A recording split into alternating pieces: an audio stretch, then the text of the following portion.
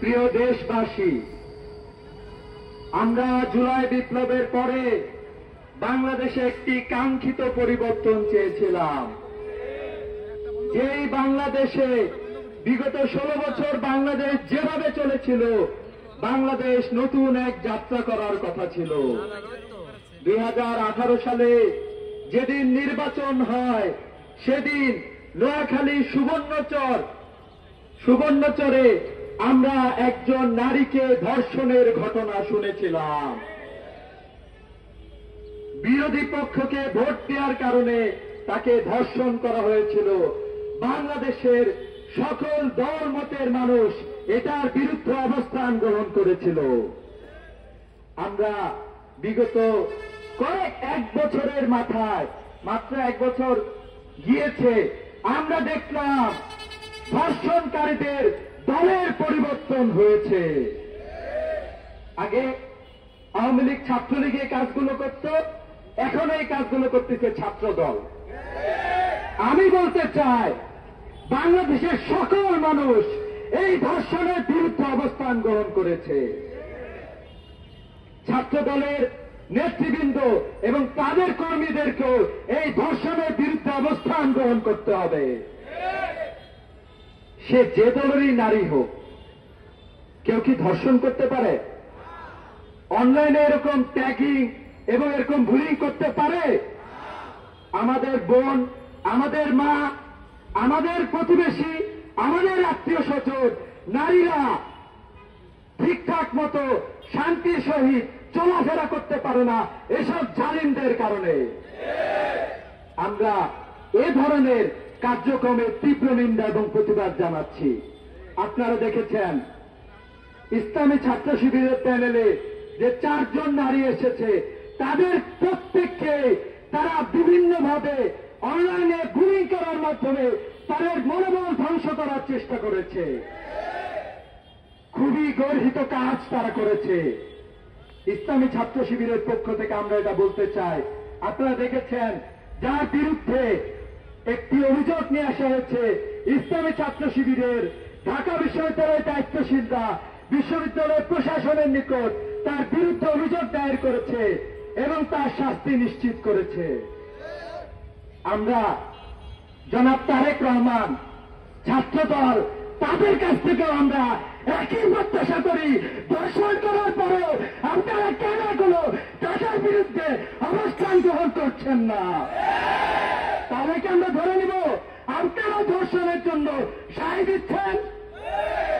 ধর্ষণের বিরুদ্ধে, নারীদের নিপীড়নের বিরুদ্ধে বাংলাদেশের শিক্ষার্থীরা বাংলাদেশের আপামর জনতা জিরো টলারেন্স ঘোষণা করেছে। আমরা গতকালকে দেখলাম ছাত্রদল মিছিল করেছে সারা দেশে। সেই মিছিলে আমরা দেখলাম জোর করে বিভিন্ন স্থানে নারীদেরকে সেই মিছিলে সম্পৃক্ত করা হয়েছে। কোন রাজনীতিতে আপনারা যাচ্ছেন? আমরা দেখলাম ওই যে শাহবাগে যে স্লোগান দেওয়া হয়েছিল, ভারতের যে ন্যারেটিভ ছিল বাংলাদেশের মধ্যে বিভক্তি তারা করবে, এরপরে আমাদেরকে তারা শোষণ করবে। বিগত 16 বছর তারা আমাদেরকে শোষণ করেছিল। সেই শোষণ স্লোগান ছিল ফাঁসি ফাঁসি ফাঁসি চাই। আমরা দেখলাম গতকালকে স্লোগান দিয়েছে একটা শিবির ধরে ধরে জবাই কর। এটা কি কোন সভ্য সমাজের স্লোগান হতে পারে? আগামীতে বাংলাদেশের কে হত্যার শিকার হয়, আমরা ধরে নিব এই হত্যার সাথে ছাত্রদল জড়িত। প্রকাশ্যে তারা স্লোগান দেয় জবাই করতে হবে। এই স্লোগান ছাত্রলীগ দিয়েছিল, আমরা দেখেছিলাম। এই স্লোগানের পরে আমাদের হিন্দু ভাই বিশ্বজিৎকে জগন্নাথ বিশ্ববিদ্যালয়ের সামনে প্রকাশ্যে দিবালোকে হত্যা করা হয়েছিল। এই স্লোগান দেওয়ার পরে ক্যাম্পাসে ছাত্রলীগ পাগলা কুত্তার মতো হয়েছিল, জন্তু জানোয়ারে পরিণত হয়েছিল। ক্যাম্পাসের অসংখ্য ছাত্রকে নির্যাতন এবং নিপীড়নের মধ্যে তারা জড়িয়ে গিয়েছিল। ক্যাম্পাসগুলোতে তারা এক একটা টর্চার সেল স্থাপন করেছিল। আমাদের ভাই শহীদ আফতার ভাইকে তারা শহীদ করেছিল। তাহলে কি ছাত্রদল একই রাজনীতির দিকে যাচ্ছে? কিন্তু আমরা তো এই রাজনীতি চাই নাই।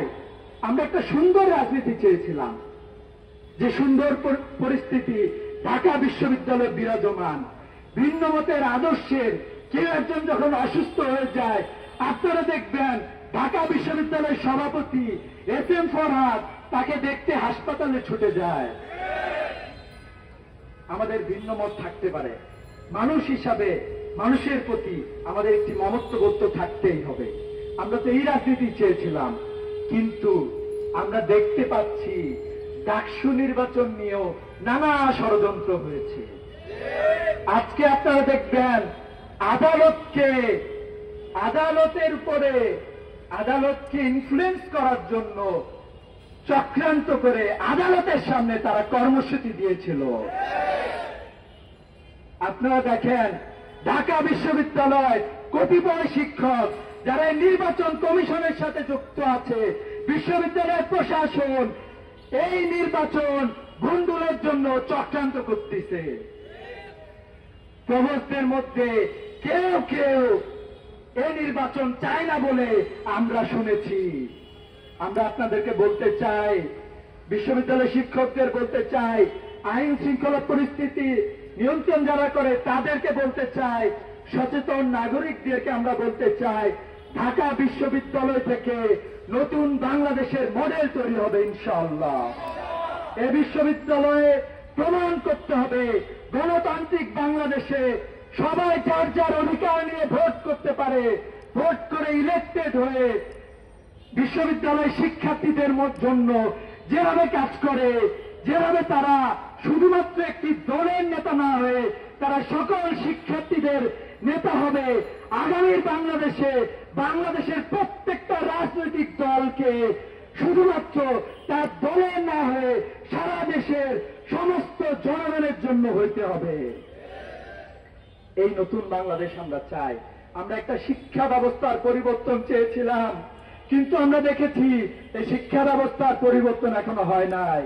কতিপয় ছাত্র উপদেষ্টাদেরকে আমরা ধিক্কার জানাই, শিক্ষা ব্যবস্থা পরিবর্তনের জায়গায় তোমরা রাখালার মতো কুলাঙ্গারকে এই শিক্ষা কমিশনে নিয়ে এসেছিলা। জুলাই বিপ্লবের আকাঙ্ক্ষা তোমরা মলিন করেছ।